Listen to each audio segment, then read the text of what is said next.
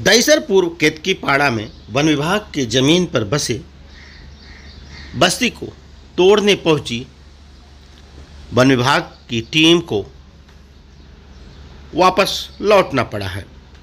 दरअसल Bharatiya Janata party, Shiv Sena, Rashtrawadi Congress party और शिवसेना उद्धव बाला साहब ठाकरे गुट सहित सभी पार्टियों के कार्यकर्ता, पदाधिकारी, नेता यहाँ पर नागरिकों के साथ खड़े होकर वन विभाग की तोड़क कार्रवाई का कड़ा विरोध करते हुए नजर आए। बता दें कि दहिसर पूर्व केतकी पाड़ा, कांदीवली के दामूनगर और मलाड के अप्पा पाड़ा में वन विभाग की ज़मीन पर हजारों झुग्गी झोपड़ी पिछले कई वर्षों से यहाँ पर बसे हुए हैं।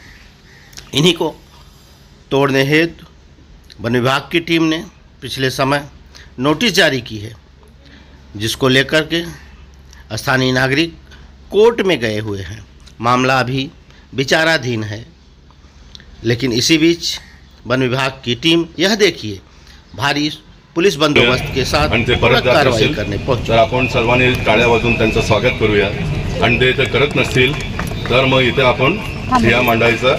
तुम्ही जो निर्णय घ्याल तुमच्याबरोबर आम्ही आहोत, आम्ही सर्वजण तुमच्याबरोबर आहोत। आमचं स्पष्ट म्हणणं आहे, आमच्या मायबाप सरकारला, मान्य न्यायालयाला विनंती आहे की जे आपण सांगत आहात पहिलं केतकी पाड्यातील रहिवाशांचं पुनर्वसन करा, पुनर्वसन आत्ता करा।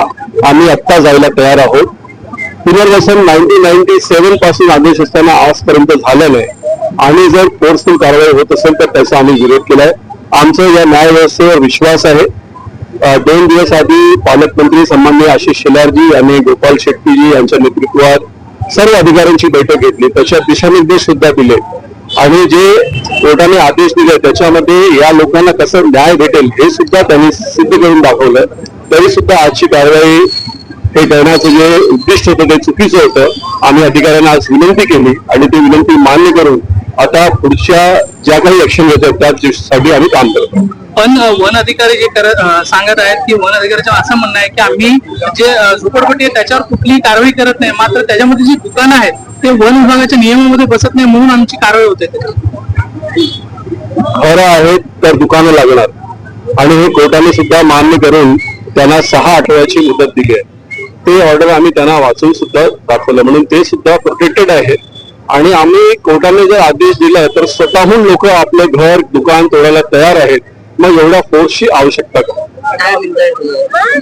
मी सर्वप्रथम धन्यवाद देतो सर्व शासकीय प्रशासकीय अधिकारी, पोलीस वर्ग, संजय गांधी राष्ट्रीय उद्यानचे जे अधिकारी होते त्या सर्वांना मनापासून धन्यवाद देतो। सर्व राजकीय पक्षातल्या पदाधिकारी कार्यकर्त्यांचा आपण आभार मानूया। विशेष करून भारतीय जनता पक्षातर्फे आशिष शेलारजी जे आपले पालकमंत्री आहेत त्यांनी संयुक्त बैठक घेऊन 2 दिवसापूर्वीच अशा प्रकारचा आदेश दिला, कोणत्याही प्रकारच्या कारवाई केतकीपाड्यावर होऊ नये। संजय उपाध्यायजी, प्रवीण दरेकरजी सातत्याने पाठपुरावा करतायत। संजय उपाध्याय सकाळपासून गणेश नाईकजींच्या संपर्कात होते आणि एकूणच सर्व सादर बादर चर्चा होऊन आमच्या त्या दिवशी पहिल्या दिवशीपासून म्हणणं हेच आहे, आम्ही नवीन काहीच मागत नाही।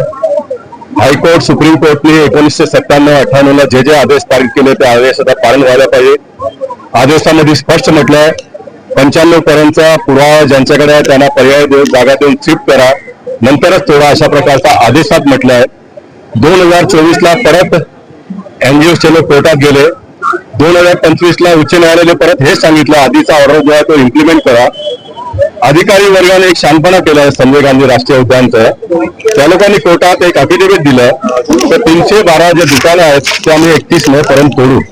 कोर्टाने सांगितलेलं नाहीये, हे यांनी सांगितलं। या आदेशाच्या विरोधात केतकीपाड्यातले लोक परत कोर्टात गेले आणि कोर्टाने सांगितलं त्यांचे सर्व कागदपत्र तपासा, 6 आठवड्याचा टाइम दिलाय आणि 6 आठवड्याचा टाइम दिलेला असताना या अधिकारी वर्गाने 2 दिवसात सर्व शोकसमोस करून आज इतका मोठा पोलीसचा ताफा घेऊन इथे तोडायला आले। केतकीपाड्यातले सर्व नागरिक रस्त्यावर उतरले। संजय उपाध्यायजी, बाकी सर्व राजकीय पक्षातले पदाधिकारी नेते इथे आले आणि म्हणून लोकांना एक पाठबळ मिळाला आणि सर्व आमचं म्हणणं ऐकून घेऊन तेही कोर्टात जातील। आम्ही हा शेवटचा ऑर्डरचा कॉपी घेऊन कोर्टात जाऊ आणि शेवटी कोर्ट जे सांगेल तो अंतिम निर्णय आहे. आणखीन एक मोठी गोष्ट सांगतो, आताचे आपले न्यायाधीश, सुप्रीम कोर्टचे न्यायाधीश गवई साहेब यांनी 2024ला एक सर्क्युलर काढून संपूर्ण देशातल्या लोकांना हे आदेश दिले आहे तर कोणत्याही प्रकारचा बेकायदेशीर बांधकामही जर तोडायचं असेल तर त्यांना नोटीस देऊन 15 दिवसाचा त्यांना टाइम द्या. अशा प्रकारचा आदेश सर्वोच्च न्यायालयाकडून आलेला असतानाही ऑथोराइज लोकांना नोटीस देऊन 2 दिवसांनी तोडायचा कारवाई करायला आले, म्हणून त्याचा आम्ही इथे प्रतिकार केला, त्याचा विरोध केला. बाकी आम्ही शासनाबरोबर आहोत, आम्ही कोर्ट बरोबर आहोत, आम्ही प्रशासनाबरोबर आहोत. जो काही आदेश कोर्टाचा असेल त्याचा आम्ही पालन करणार.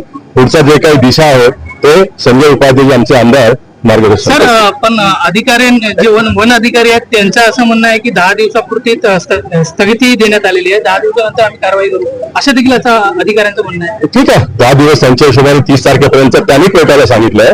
आम्ही सांगितलं आम्ही कोर्टात जाऊ आणि त्याला सांगू बाबा हे आता मिसइंटरप्रेट करतायत. शेवटी कोर्ट जे सांगेल, कोर्ट सांगेल तोडायचं तर तोडायचं.